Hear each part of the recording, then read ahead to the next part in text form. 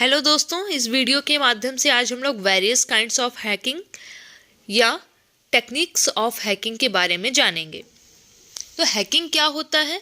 Hacking एक ऐसी प्रक्रिया है जिसका तात्पर्य किसी ऐसी डिवाइस जिस पर एक्सेस ना होने पर उसे एक्सेस करना या एक्सेस करने का प्रयास करना या एक्सेस करने में सफल हो जाना। सफल हो जाने पर ही वो हैकिंग पूरी होगी।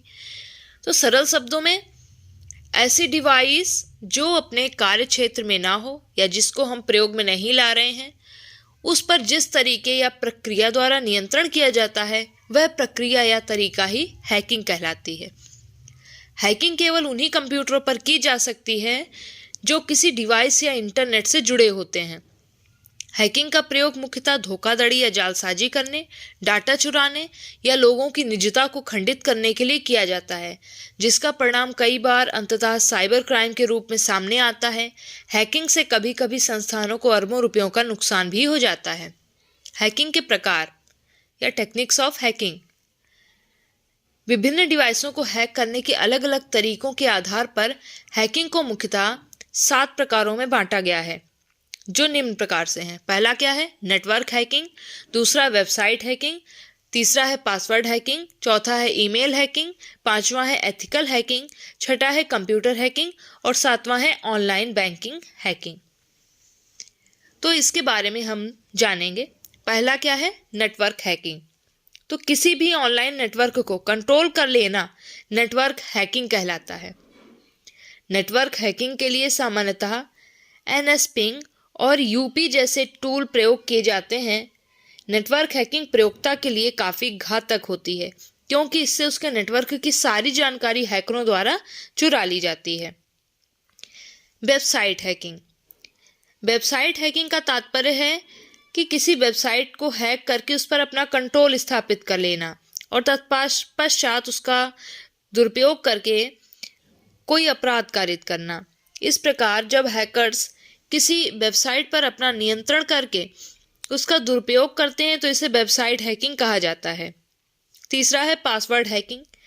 किसी व्यक्ति के कंप्यूटर का पासवर्ड हैक करके उसे बदल देना और तत्पश्चात पासवर्ड लगाई गई जगह का दुरुपयोग करना हैकिंग कहलाता है, क्योंकि बिना पासवर्ड हटाए या बदले कंप्यूटर को खोला ही नहीं जा सकता और ना ही उसे हैक किया जा सकता है।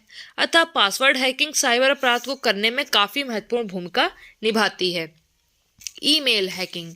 किसी प्रयोक्ता के ईमेल को एक्सेस करके उसे हैक कर लेना और फिर उसका दुरुपयोग करना ईमेल हैकिंग कहलाता है।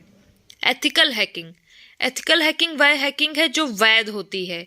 इसमें हैकर्स को विभिन्न संस्थानों द्वारा खुद ही हायर किया जाता है और उनसे अपने संस्थान के सिस्टम को हैक करने के लिए कहा जाता है, ताकि उसकी सुरक्षा प्रणाली की खामियों का पता लगाकर उसे और मजबूत और सुरक्षित बनाया जा सके। Computer hacking. यह हैकिंग का वह प्रकार है जिसमें हैकर किसी के कंप्यूटर को बिना एक्सेस के हैक करके सिस्टम में भंडारित डाटा को देख सकते हैं और उसे एडिट करके फाइलें बना लेते हैं। इस प्रकार बिना एक्सेस के किसी के कंप्यूटर को हैक कर लेना, उसमें भंडारित सामग्री को देखना, उसको एडिट करना तथा उससे फाइल बना लेना कंप्यूटर हैकिंग के अंतर्गत आता है। Online banking hacking. किसी बैंक के सर्वर या उसके यूज़र अकाउंट को हैक कर लेना ऑनलाइन बैंकिंग हैकिंग कहलाता है। इस प्रकार की हैकिंग का मुख्य उद्देश्य बैंक से रुपयों या फंड की हेराफेरी करना होता है।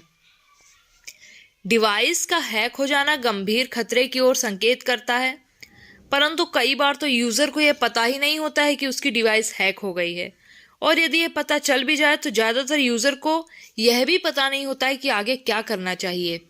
इससे हैकिंग से होने वाले नुकसान और भी बढ़ जाते हैं। ऐसे में यूज़र के लिए यह जानना आवश्यक है कि डिवाइस के हैक होने की संभावना होते ही उसे तुरंत क्या करना चाहिए। पहला, अपने सिस्टम को तुरंत बंद या टर्न ऑफ कर देना चाहिए। तत्पश्चात सिस्टम को नेटवर्क से अलग अर्थात इंटरनेट कनेक्शन काट देना चाहिए। इसके बाद कंप्यूटर को पुनः चालू करें और फिर इंटरनेट कनेक्शन से जोड़ दें। यथासंभव शीघ्रता से इसकी सूचना अपने बैंक और पुलिस को दें। Thank you.